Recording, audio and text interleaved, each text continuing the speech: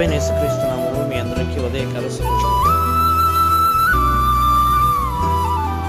నీ పాపములను క్షమించిన దేవుడు నీవు క్షమాపణ పొందిన పాపములను మరెప్పుడు జ్ఞాపకం చేస్తున్నాడు.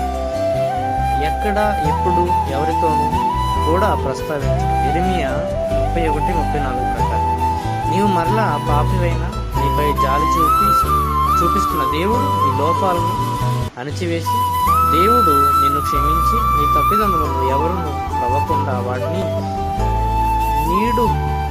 నీడడుగున భాగమునకు పారవేస్తాడు.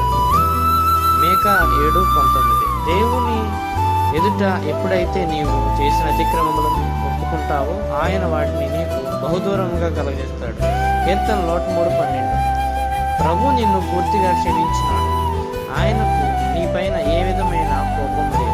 నీవు చేసిన ప్రతి పాపము ఆయన దగ్గరకు ఒప్పుకుని వాటిని పూర్తిగా క్షమిస్తున్నాడు. మరియు నీవు ఎవరినైనా ఏ విషయంలోనైనా పూర్తిగా క్షమించగలుగుతున్నావా? క్షమించిన వారి తప్పిదములను బట్టి మాటల ద్వారా బాధపడుతున్నావా? నిన్ను ప్రభు క్షమించినాడు. నీవు కూడా అందరినీ పూర్తిగా క్షమించవలసి ఉన్నావు.